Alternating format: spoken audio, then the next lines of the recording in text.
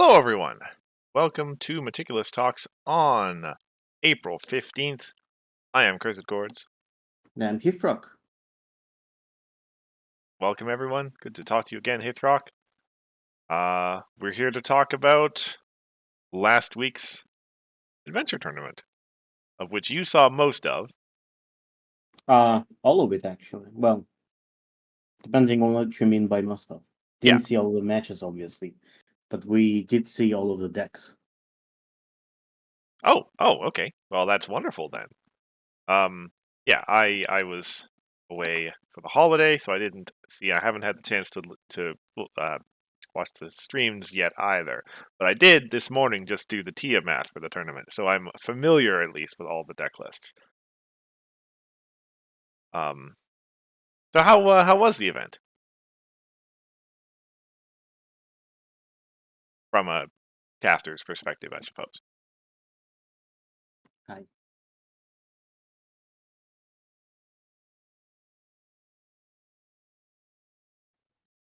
Are you still with us, Yathan? Yeah, sorry, my Discord crashed. Oh, I see. Okay. I'm here now, again. Okay, sorry. What I had asked you was how was the tournament from a commentator's perspective? It was really good. What I liked is diversity of decks. We had a lot of different decks.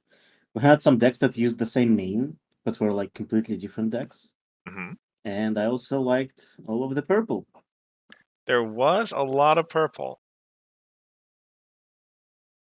Well, yeah, between the Tempests and the Celestia deck kind of getting ported over from core. Is that it? No, Max was playing Seleno purple as well. Yeah.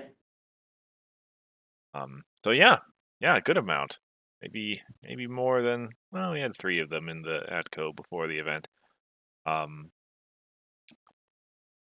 Yeah, and as you say, yeah, good mix of control, aggro, mid range. Only one farm deck. At We would least. have had more if Ara played. Right, of course. Yeah, it's a good. That's a good amount of diversity. As usual, I guess we'll start. We'll be going through the top 8, and we'll be starting from the bottom. I guess advancing in sort of Swiss seeding order. Yeah. Which is Sketchbeam to start with. He brought the sort of classical style of BRB, Tempest pink, purple, white. I had to look to see if there's any real change, anything particularly out of place in this.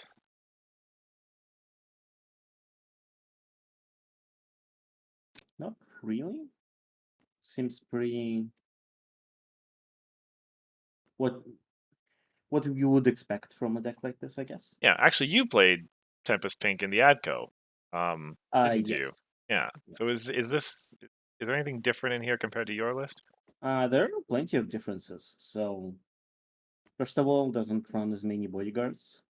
Second, it runs Trixie. I did not run Trixie because I felt like this deck does not run enough events to warrant Trixie. Mm-hmm. But also runs one grubber and one Nightmare Moon instead of 2 grubbers.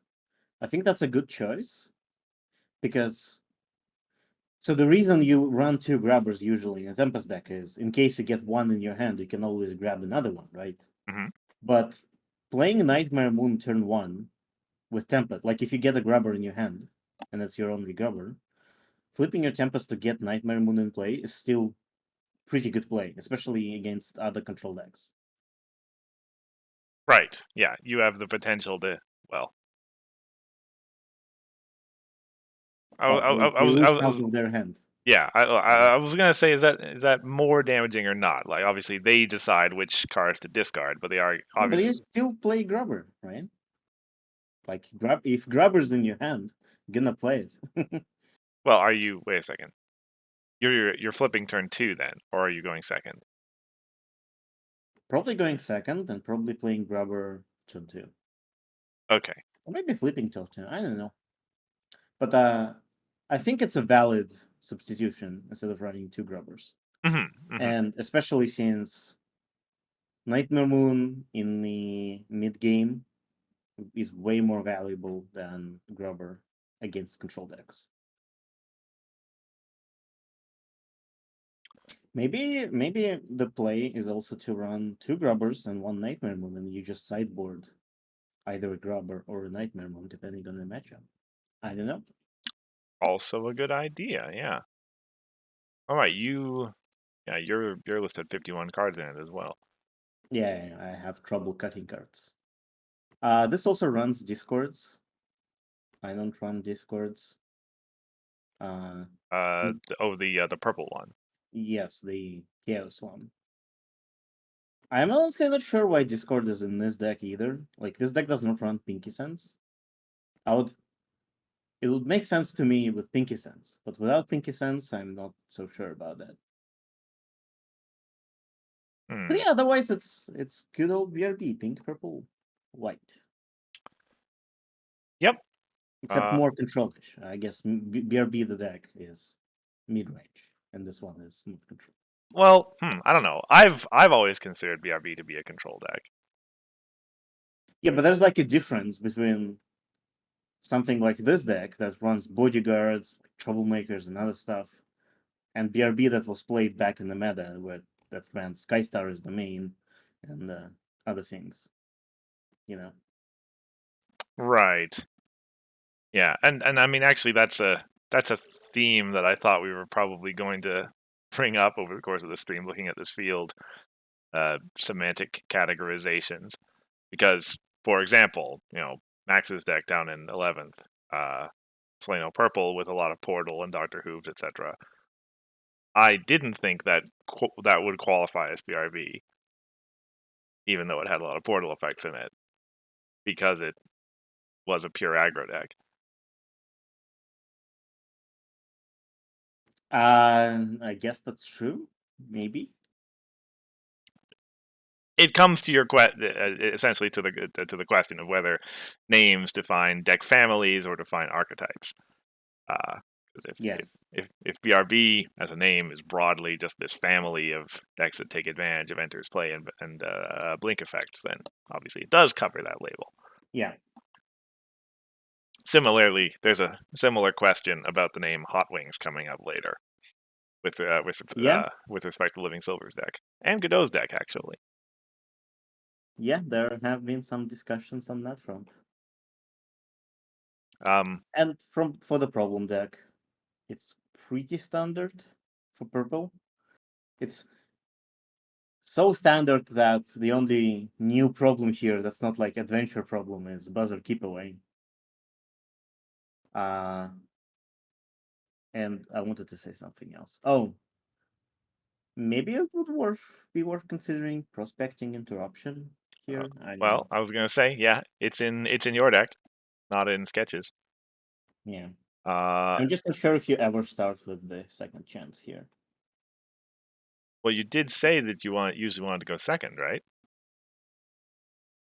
I mean, maybe, but you choose the problem before you know, obviously. Right, right. Like, are you ever not gonna start with training traditions? Maybe you. I don't know. Yeah, that is this new version actually has 2 train traditions in it, yeah, as well, rather than just one. Yeah. Train traditions, of course. I didn't look to see how much of that there is in this tournament, but I'm just going to assume most of the decks were star and train traditions. Some of them, yeah.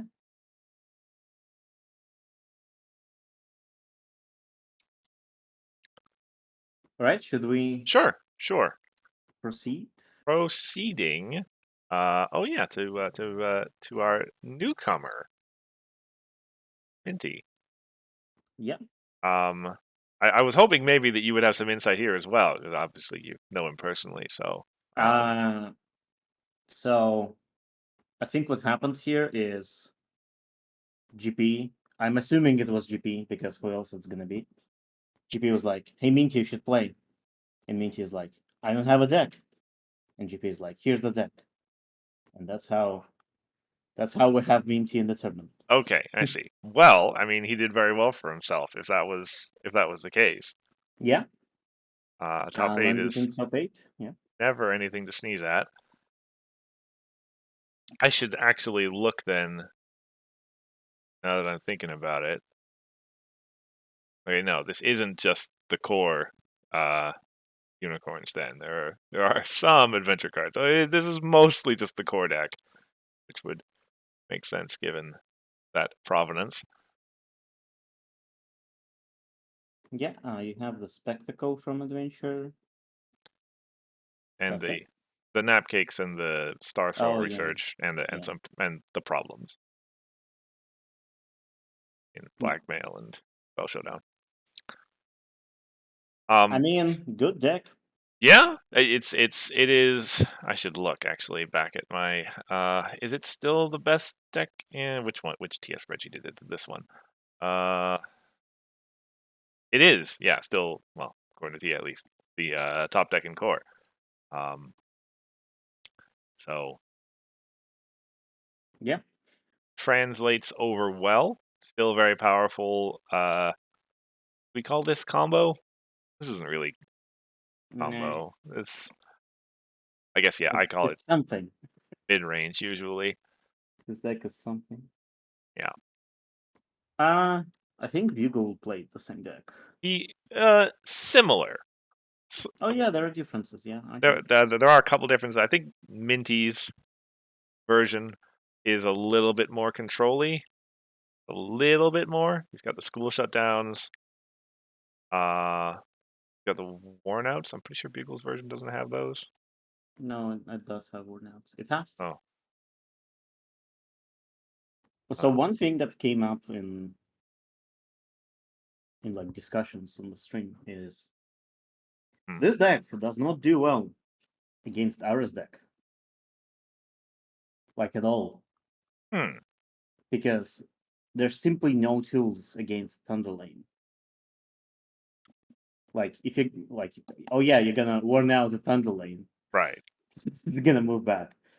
Like, I mean you can frighten it. which is barely deals with the problem. Yeah. I mean it's not great. But yeah, that's all you got, isn't it? And like if you think about it, purple doesn't really have anything. Yeah, you would. I mean, you're in a here in adventure. You could get a little bit of removal from white, but Yeah. white's well nowadays white's got some okay banish tools. If it like if it is the farm matchup and it's just that one friend you care about, then something like a dramatic apology or whatever is still fine. Yeah, it's just I guess the question is you have like reliving history as well, I guess. Given how many unicorns this deck runs, it could be a pretty good tool at slowing down a deck like that. Hmm. But the question is whether, it's just one deck. Is it worth it to bring tools against that? It is it just one deck though? Because like there was only one farm deck in this tournament, but like blue farm in general is like it's not just I mean, Aracat who runs that. well, it's mostly the Thunderlane that is the problem because Thunderlane is a card that you can't just, move away because Thunderlane is gonna move back.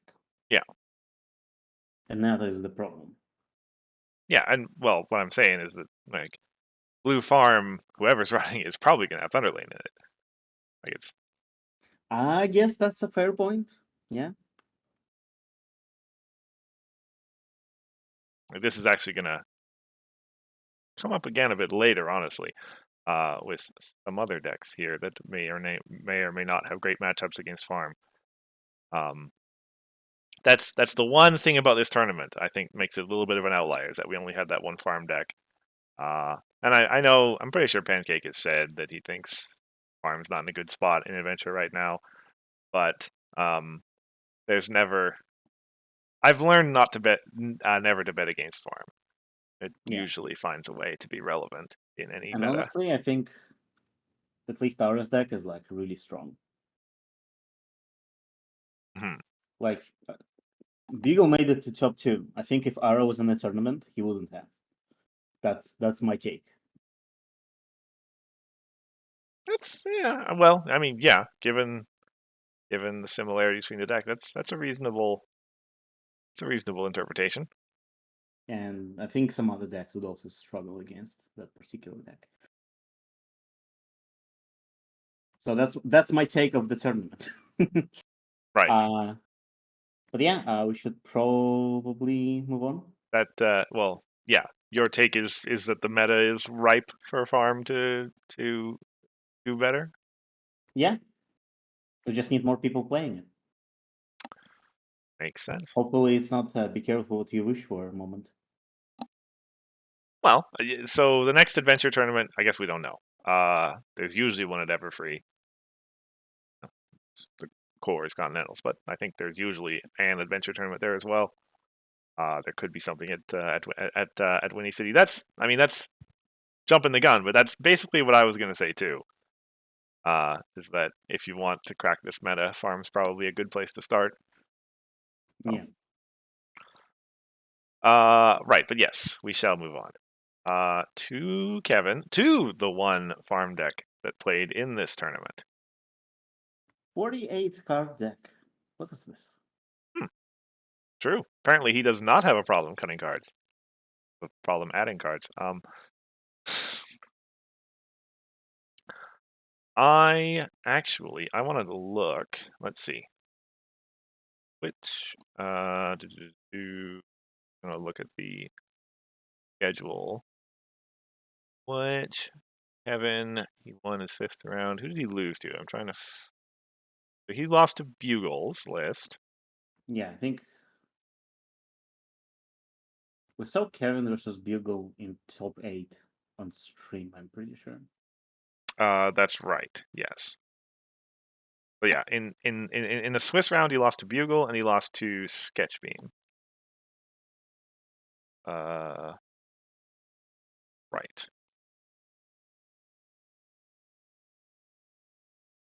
Well, perhaps I mean, Sketchbeam's deck. So we have like 2 versions of BRB style decks in this tournament, right? We have the orange one and the pink one. Mm-hmm. The pink one has classically been okay against farm, even good against farm. Well, right now it is. Well, I mean, the thing with farm is right that the pink BRB like focuses so heavily on friend removal, and farm generally doesn't really run a lot of friends. But Kevin's version actually has a lot of tools against farm that are not friend removal, right? He has Magical Pony to move things away. Happy Trees is an amazing card if you can get it early. Mm-hmm. And Bait and Switch, obviously. Those are like the 3 things you can do against farm. And once you have at least one of them, it's a pretty sad time for a farm deck. Yeah. Even well, yeah, worn out, especially good against farm as well. Given particularly that Kevin's deck here was orange farm. Yeah. Does at least have the desert roads. Obviously, are staples of any anti-BRB meta. Yeah.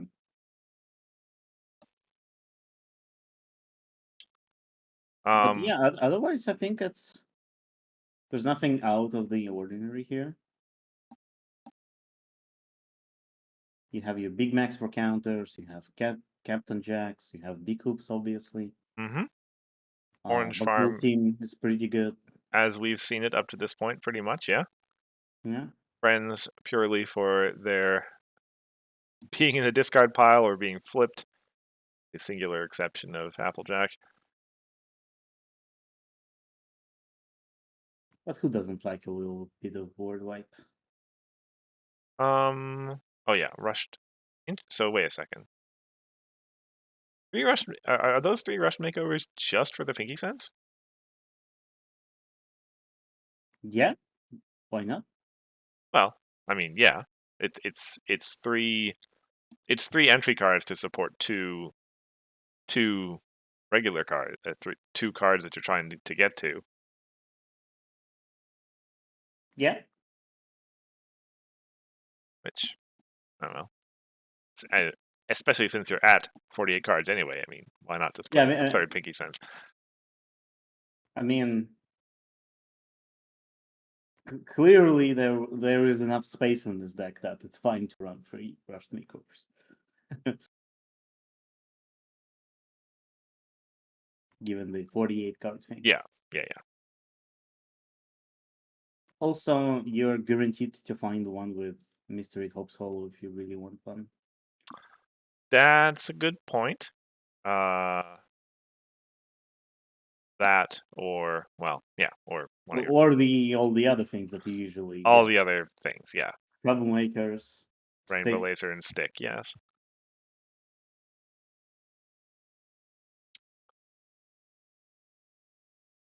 But yeah, this is well, as you said, Orange Farm as we're used to seeing it. Nothing particularly special. Is the stunt dive normal, or is that? I have to look at the core lists now. Know if that's particularly standard or not. Well, maybe that's the 3 card sideboard. Could be. What would that be useful against? I guess it would be useful if you can't get your troublemakers in play. Yeah. Or For if you one reason or just, another. well, yeah, if you need to do a DFO against, like to clear off a blackmail or, Yeah. something like that.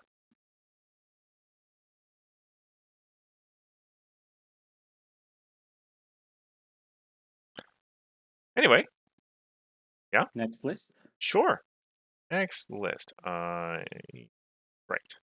Right, and now we come to Godot with Silverstream Blue. And so yeah, this is one of the discussion pieces of whether you count this deck as Hot Wings or not. It does have Angel Wings I would and not count Spitfire it in as it. Hot Wings. I mean, there's Angel Wings, there's Spitfire, but like the main thing about Hot Wings was the Bluna, right? I don't think you can have Hot Wings without Bluna. Well, that was the thing and this is I'm pretty sure this has become the case. When the term was originally coined, Angel Wings and Spitfire was the focus. But yes, it very quickly became that actually Luna is the defining point of Hot Wings. Yeah. Bluna and all of the hasty stuff that you do. Like, yeah, this deck has some hasty, but it's not the focus of the deck. Yeah, Well, as in Hot Wings, I think that was one of the primary things because well, of Bluna. yeah, as you know, without Luna being the main, then you have much less incentive to put hasty stuff in there. Yeah. This is much more of a sort of normal blue pink aggro, with the main serving as a card draw engine rather than as an accelerant. Yeah. And you have a couple more of the slightly more expensive pieces, like your Dip in the Pool and your Smile, Smile, Smile. What do you copy with the Deep in the Pool? I imagine I was looking at this like so. Rainbow Dash and Mullet is a pretty big one. But you can get kind of the same effect by just, having a 2 cost to move 2 friends event. Oh, Um. you already have that. Beat to the Well, Rush. There we yes, go. yeah, you have Beat the Rush already. Yeah. I think there was another one that did that. Well, either way. Yeah. Or another Night Glider is not awful. The overpowering one. Maybe. Let's see other. I mean, a lot of another paying 3. Like a lot of your cards with good enters plays are potential, and it's also quite possible that the dip in the pool is just a sideboard. So yeah, I mean the question comes up again: what do you board it in for?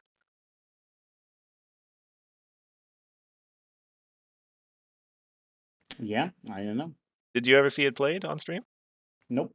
Okay, then yeah, you don't have that insight. One thing that's kind of how much rec does Rutherford have? Is it 4? The hasty one? The hasty one, yes. Yeah, it's 4. Okay. That explains the Sipaki attack compared to Rutherford. Right. Which is better in almost every case except the rec. Yeah. Being actually should look. Yeah, he's been very good about keeping down his blue rec to the degree possible. Only only the ultra rares get up to 3, and they're all good enough to be worth it.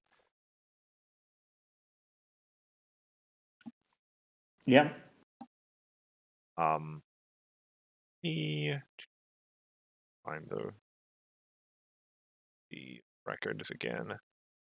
He was playing against Living Silver. Oh yeah, in the top 8, which we will going to be getting to here in a moment. Bit of a shame that actually I don't that wasn't on stream, I'd imagine, but I probably just got out aggroed. I don't remember who was Living Silver play against in Swiss. Sorry. In which Swiss? What do you mean in which Swiss? Well, in the Swiss. in the Swiss, like which game in the Swiss? Yeah, I don't remember who Living Silver played against on stream in On Swiss. stream in Swiss. Well, he played against Cheese. Oh, that might have Grandpa's. been that. Oh, Yeah, I okay. think it's Cheese, and yeah, it was the first game. Yeah. First game, yes. Oh, yeah, I should have just looked when he was on table 1. Anyway, anything else to say about Godot's deck before we move on? No, not really. All right then. Well, the only thing I wonder is, was Silver Stream worth it over Bloom or not? That is a natural question to ask. Yeah. Well, it's you said you saw all the decks on stream, so Yeah. in the deck that you did see him play, how was it faring? I mean, it was okay, and but like, I feel like Bluna would have been faster, but Well, Bluna is faster than almost any main ever, yeah, that's so true. that's easy enough to say. And he was playing it as essentially just as a pure aggro. Well, he would sometimes use eccentric, so it is useful at points. Mm-hmm. But I do think that Bluna would be better. Yeah, when you play blue pink aggro, this is a little bit. I mean, so okay, he's got enough tools in here that we can maybe call this mid range. So he's got the shuffle, the DJ shuffle, mile. Pretty significant amount of removal between having belly flops and chaos magic blasts. But I mean, so did Hot Wings. Hot Wings had a ton of removal, which was also sort of a defining feature of it. Yeah, like It was an aggro disruption deck. If you're trying to be fast but slower than sort of typical Hot Wings, like what does that gain you in a matchup sense? Well, it's just the thing is that what does Silver Stream give you, right? She gives you card draw. That's it, and sometimes eccentric. Yeah. You can get like card draw is usually not a problem if you have Gabby, Yeah, which isn't pink if you're standard. playing. Yeah, Well, not standard per se, but often a choice in Hot Wings. yeah. So I'm thinking like Bluna gives you cool movement, gives you more access to blue. So instead of Sepalki attack, you would run Rutherford. Rutherford. Hmm. And if you need card draw, you just have Gabby. I guess the only thing you really lose is that you might be sometimes short on rep or something to play your events. Yeah. But just have like Holiday Spirit or something. There's plenty of ways to have a lot of pink. Yeah. Yeah. Kind of wish Godot was here to perhaps explain his thought process. But that's just my opinion. Hmm. Okay. Well, Yep. So that takes us into the top four. Aforementioned Living Silver, playing Bluna Orange, the deck that you would consider to be Hot Wings. but it's not pink. So no, not every Bluna deck is a Hot Wings. Okay. Well, like Smithers plays mono Bluna, and people generally consider that to be Hot Wings. No, they're wrong. All right. Pink Hot Wings is specifically Bluna Okay. pink blue for me. So Hot Wings is a specific deck, not a deck family. Yes. All right. Otherwise, any Bluna deck is a Hot Wings deck, which is what is the distinction at that point? Well, I mean, no one's calling Auracat's deck Hot Wings, I'm sure. Anyway, Okay, any Bluna aggro deck. fair enough. So let me see. I think I had looked it up. Somebody else had played Luna Orange. Yeah. Oh wait, no. I mean, yeah, here it is. Yeah, it was Smithers back in. Oh, this was a while ago. Actually, this was last year. But yeah, it's so Smithers' list versus Leo's list, Living Silver's list, I should say. My apologies. Um, is a little different. I mean, largely the same, but I think the biggest difference between them is that Smithers ran Grogar's Lair instead of Living Silver running the Desert Road. As your kind of two main control or disruption backstops. Grogar's Lair is, of course, better against aggro generally. And the BRB decks. Yeah. Well, Desert Road is like to the like it's probably best against BRB decks as well. Yes. Grover's Lair does not stop Enter's play stuff, but it still makes makes life so much harder for a BRB kind of deck because you don't get your power and so on. Hmm. It makes it a lot harder for them to score the points. Yeah. Yeah. Which is, if you're playing against a Bluna deck, you're gonna need to score the points at some point.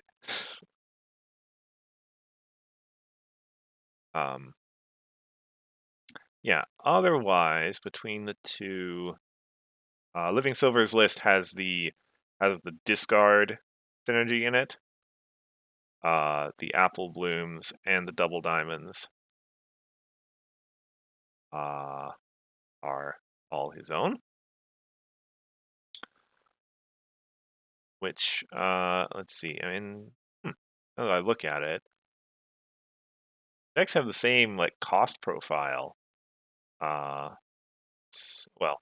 with the exception of that one Fierce Loyalty. So the Remarkables are going to be providing a lot of value, given how cheap everything else is, Mm-hmm. relatively speaking. Oh, and he also has more dilemmas. Living Silver does. Total of total of 6 compared to, well, 5, the other one. So he does have the singular T-Rex Reign of Terror, which is a great dilemma.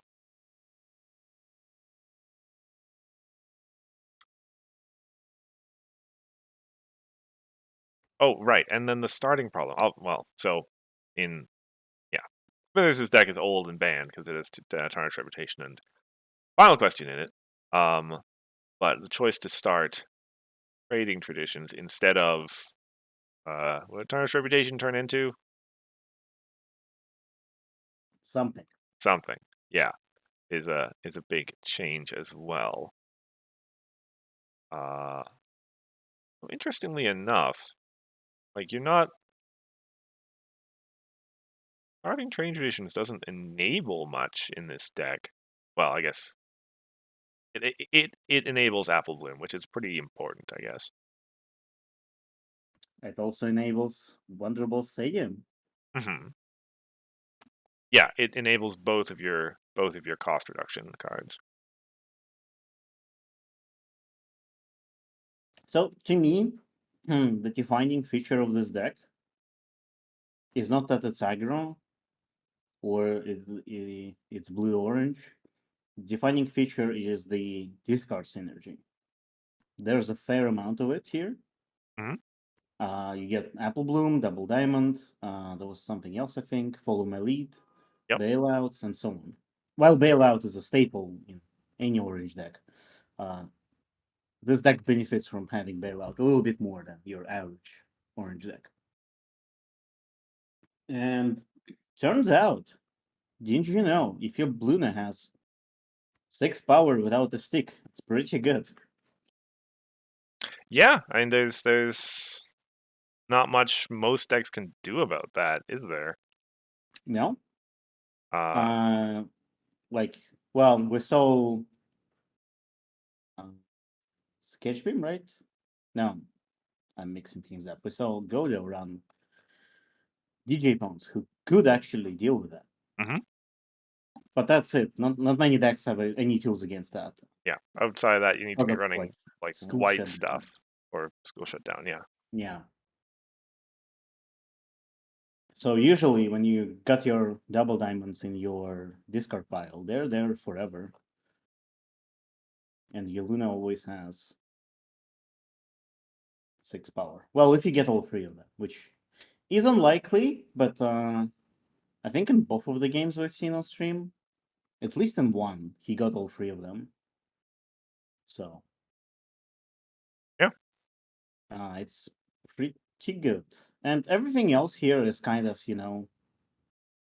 other than the discard synergy stuff, everything else here is kind of the staples in blue orange. There's no really cards that are like outliers. Like, of course, you're gonna run Mystery Mayor. It's Mm-hmm. amazing. Mm-hmm. Of course, you're Cost. gonna run Brayburn. It's cost efficient. Of course, you're gonna run the Mullet, the 2-cost one. Yep. Like, Always been one of the best blue orange cards there is. yeah. Although everyone always forgets that if you play another Mullet, your 2-cost Mullet rages. Right. Is the only pirate in That's the deck. Yeah. yeah. Yeah. It's pretty important. Can sometimes change the flow of the game. But yeah, it's a pretty good deck. I really liked seeing it played, and yeah. Yeah. And on in top 4, in the top 4 match, which is like the match before finals. Yeah. I think he played against He GP. played against GP. Yeah. Yes, that game almost ended in a tie. The only reason it did not end in a tie is because of hard time. And I think Leo was also really like tired. Hmm. Did they play it? No, they played it. Well, they played it the morning after, right, on Sunday. Yeah, yeah. Okay. He was. I don't know if you've seen his like big post in Sim I did channel. see that. Yeah. Yeah, but that's because he was like Not at his best, maybe. I don't know. Like there are a lot of misplays happening. Right. At one point, there was a funny moment. Well, I don't know if it's funny or not, but he has his Bluna at 6 power at Blackmail, and he says, "All right, I'm going to confront." And GP's like, "But you only have 6 power there." And he's like, "Oh, right." And that was that. Yeah. But even despite all of that, the game almost ended in a tie. And I think if it did, he would win. Probably, yeah.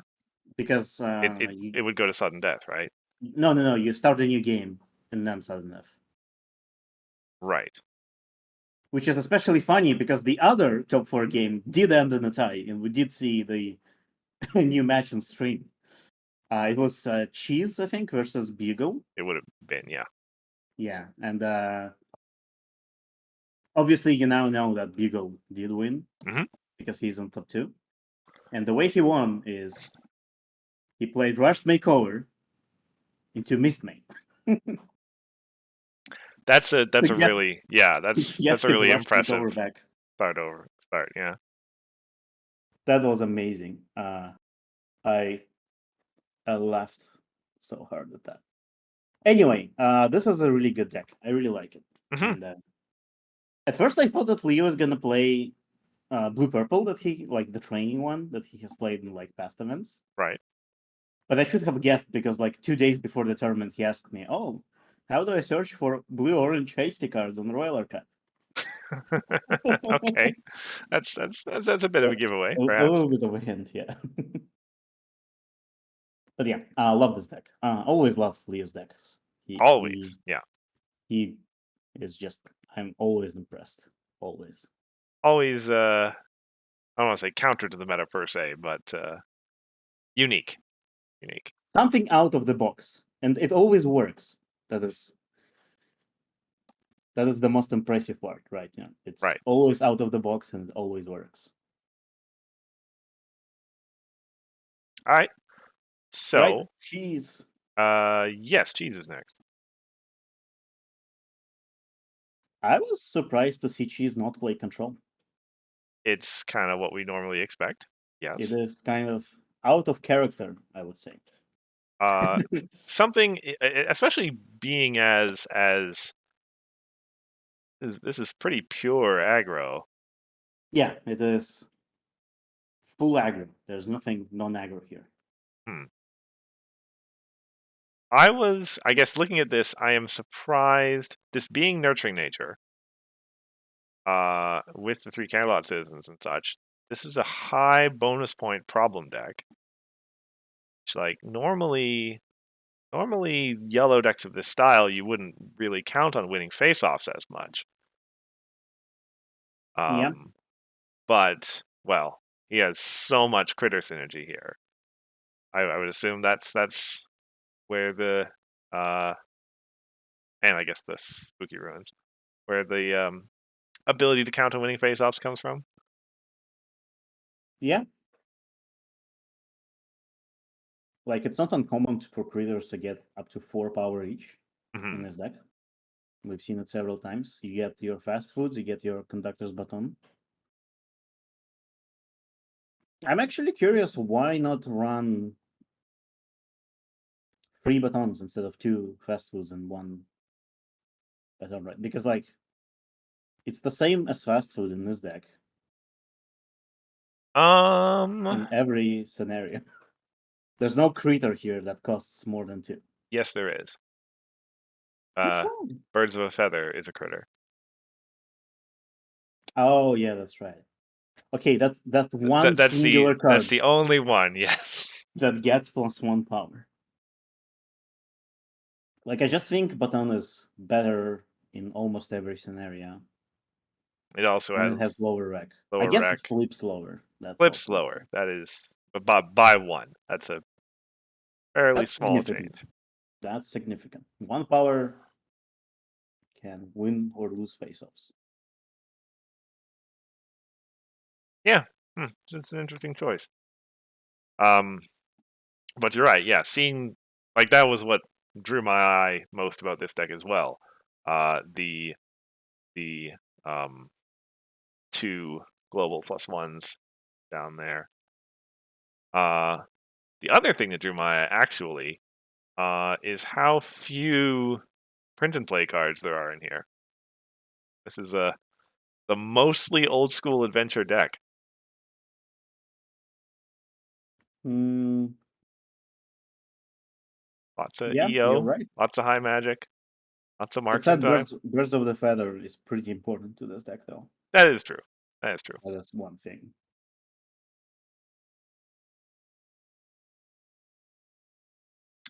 Yeah. Yeah, I don't think we've seen mono yellow in a long time, especially the one like this. In adventure, yeah, not in a real long time. Not here I am going back to BABSCon last year. Not ever in adventure? Maybe? Yeah, I don't think so. And there's been some like white Animal playing like last year. This is broadly the same thing. But yeah, this is well, it's a common core archetype, but not so much in adventure. Yeah. That's pretty well, it turns out. Imagine that. Yellow is good. Always has been. That's not true. Yeah, That's not true at all. definitely always, yes. It's been true for a while now at It's this been point. so long that it might as well be always. But yeah, I don't really have much else to say about this deck, other than it is interesting to see it in adventure. Yeah, it's like there are a number of cards, I guess, well, having been used to seeing yellow in core for the most part. Yeah. There are a number of cards here that strike out a little bit. The Philomena, the Furball, the Repulsor Blast. Yeah, as being a little bit, somewhat unexpected with all of these cards together. But as I think that's Grandpa's in the chat, thank you for joining us. Pointing out that Repulsor Blast is strong, very strong card against Troublemakers, and actually, yeah, makes a good point that it's a counter to Twilight and Rarity, because Mm-hmm. Troublemaker the effect lasts the whole turn. Yeah, that's actually an interesting thing, and I guess that's what you get with yellow. This deck is able to be very anti-Troublemaker without running that many dilemmas. Only 3 dilemmas, and yet still has a lot of tools to deal with Troublemakers. Mm-hmm.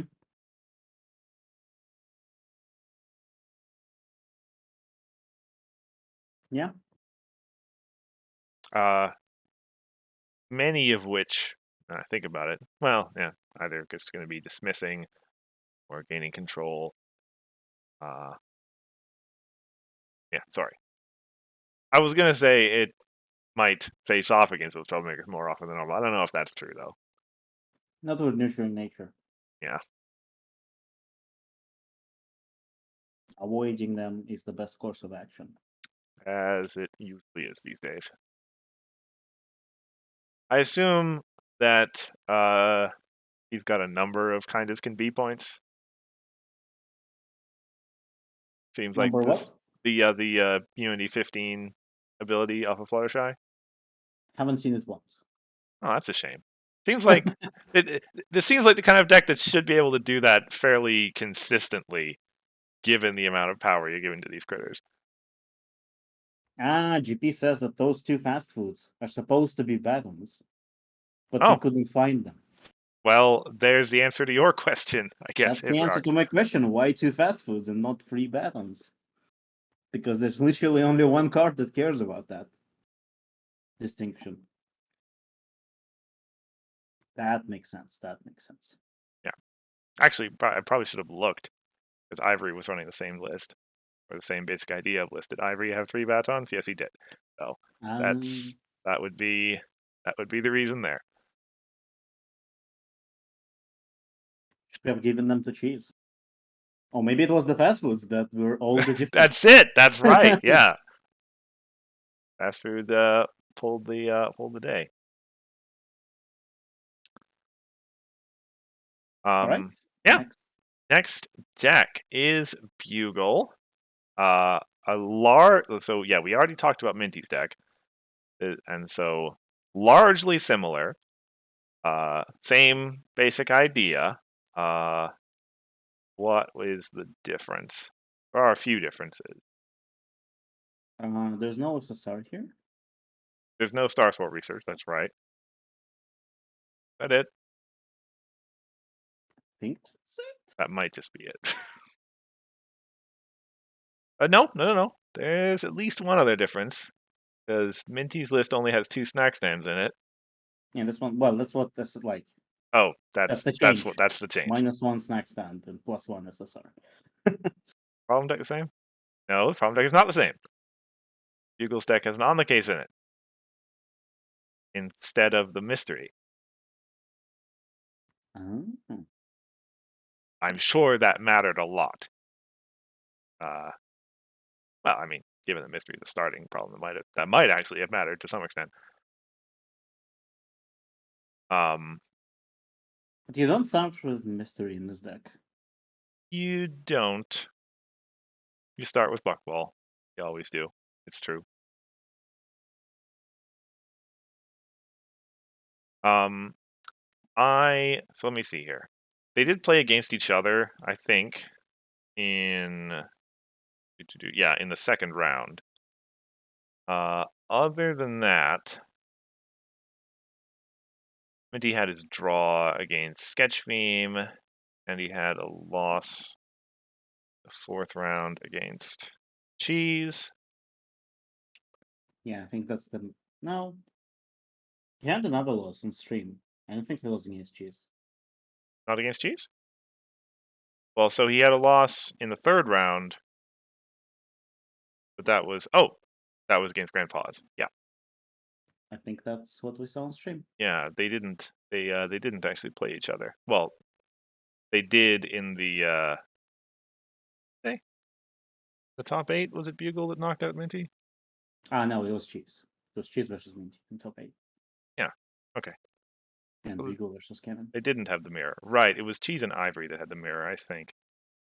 At some point during the tournament. I know there was a mirror at some point. Well, either way. Yeah. Whenever you see 2 players running similar deck lists who had very different tournament trajectories, like Cheese and Ivory or Bugle and Minty to a greater or lesser extent, it's I mean, that's the natural question that I ask. Were there opponents, different decks that expose weaknesses in the list versus the other schedule, or was it simply bad luck?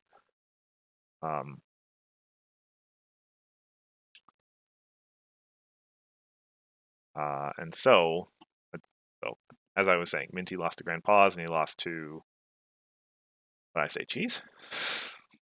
No. Well, Cheese in the top 8 and 4th round. I think there's another difference, but I can't. So. Oh, Cheese again. Yeah. The 2 lists here. Not only SSR is different, but also there's 2 nap cakes versus 3 nap cakes. And I cannot find what the nap cakes were replaced with. Oh, it's the singular copy of Same Day Delivery. Oh, yeah, Bugle versus Minty did play against each other. Yeah, they did. That's what I'm remembering. But it was Minty that won that. That was Bugle's loss in round 2. That's what I remember. Interesting. Yeah. And then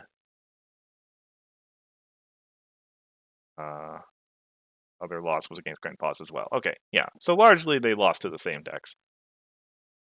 Yeah. I'm actually with Bugle on this one. I don't like Same Day Delivery in this deck. I really don't.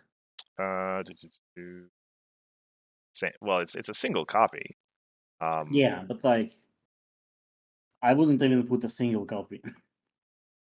Like when I played in an online con, I think I had like 2 or 3 copies of that in my deck, Mhm. and I did like and just didn't like them. Never, there was never a good moment where I wanted to play it or put it on top of the deck. It's just not good, not good. Is it what is it just Twilighting that you have synergy with, or am I missing something? Yeah, well, you could play it, Right, which is still okay with Celestia. right, right. Just as a free tutor 6. Yeah, It's- but like, nah. hmm, But yeah, I love this deck. I love this deck so much. you've made that abundantly clear. Yeah, it is such a good deck, and I usually don't play decks that I don't build myself, but this one I would play again. You'll probably have an opportunity to, given how strong it's been looking. Yeah, I do think it is weak against Thunderlane though, but Mhm. simply no tools against that. Well, either way, I think we've Sure. talked about this deck enough. Okay. All right. Well, there's only one left. Our number one, Yeah, that being Grandpa's list, Tempest Orange, uh, which I do consider to still be BRB. I guess. It's not purple pink, which is what BRB is technically all about, but it is still control and still uses the same cards. So I consider it. Well, so compared to the traditional pink lists, this has a lot of troublemakers, and for a good reason. Hmm. Doing exposed tricks is kind of really good. That's part of the reason why my purple, blue, white deck Yes, worked. I am aware that Because like, Expose is one of your favorite cards. yeah, it's really good. It's a really good control tool, and among other things.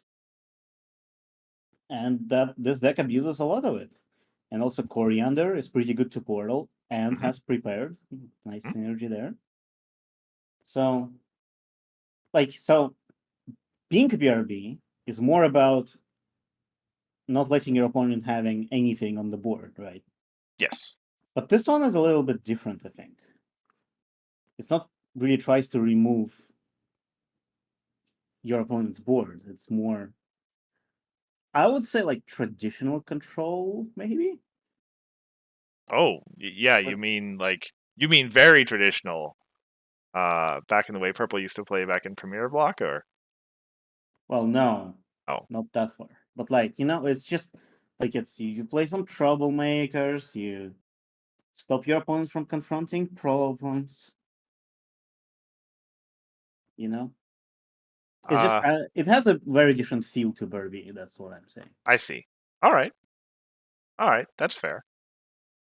Um, I guess the thing that I was gonna say, what I was kind of prepared to look at. So, Grandpa's ran a version of this deck in the Adco before this tournament. Yeah, Uh, where he was 2-1. And his only loss was to Bugle, playing the Yonabar mono farm deck. Uh, Between these two events, he's made a couple of changes. The inclusion of the Ocellus, uh, which is one of the single uh, removal cards in the deck, and a pretty good target once it enters play. The sudden closures are new, which makes sense to me. That's a good amount. That is a great. Well, it's just a great card in general in orange purple, whether yeah. it be against friends or against troublemakers. Um, else any notable changes? I think else is broadly the same. So what I was most interested in seeing is if he if those changes would make this deck better against farm. On the assumption that, I don't know, maybe this deck is slightly weak against farm. But he never played against farm. Grandpa's never played against Kevin the whole tournament. So the jury is still out in that book to the extent that it ever was. Well, I don't know how much Ocellus helps, but sudden closure definitely does. Sudden closure should, yeah. And you still have your exposed trick, Mm-hmm. which is helpful when they defeat the troublemaker because like nothing else happens. Yep.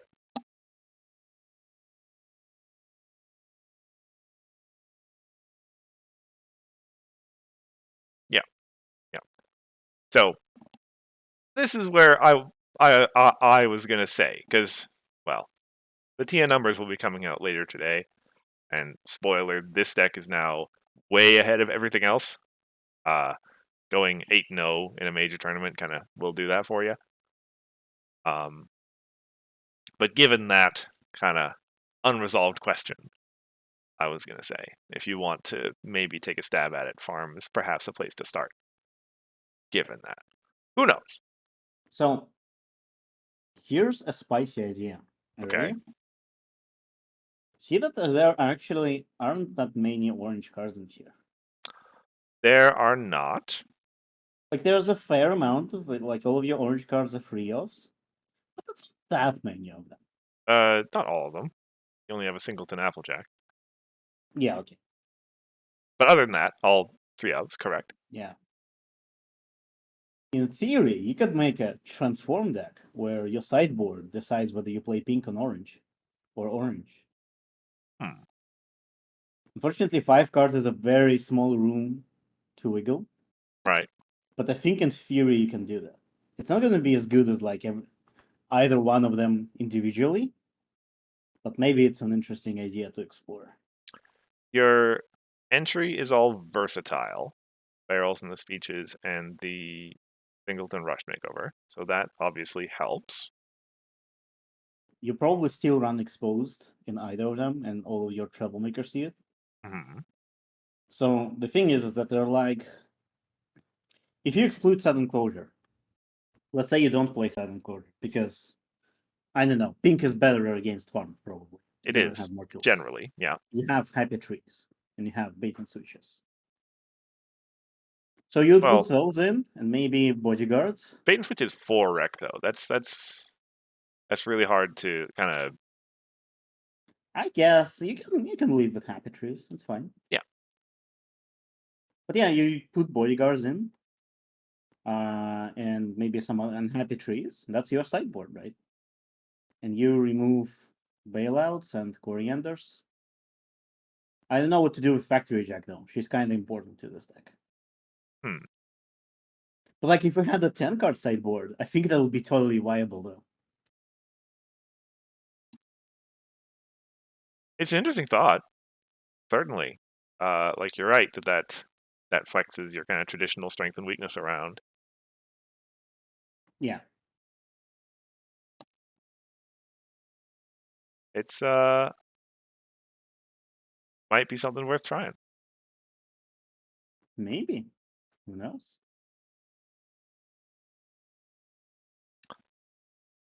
Anyway, was there anything else you want to say about this deck? No, just glad purple is back. Absolutely. Yeah, we mentioned up at the top. There's a good amount of purple in this tournament. It's not only is it back, it's back to doing the things that we're used to seeing it doing. Which is to say, playing control. Yeah. Yeah. So overall, as we said, kind of at the top of the broadcast, diverse field. Even the 4 decks that we didn't get a chance to talk about, the sort of 9th through 12th, a good mixture there. Blue, yellow, purple, a little bit of pink and white. The the jury is really only out on to what extent things could have been different if people brought more farm decks. Yeah.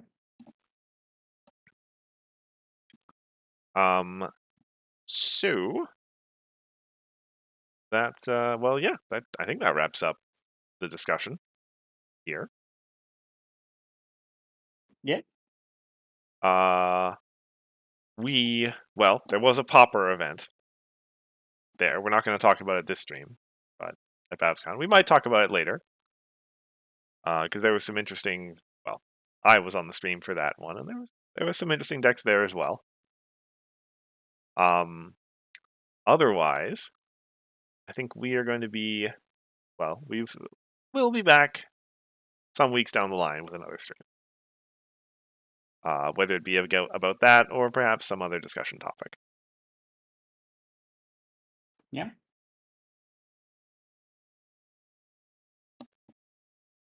And I think that that kind of wraps us up. For everyone there in the chat, thank you for coming out and sharing your insight and giving us your time. We always appreciate it. Until next time, I've been Cursor Chords. I've been Hifrock. And we'll see you soon. Bye.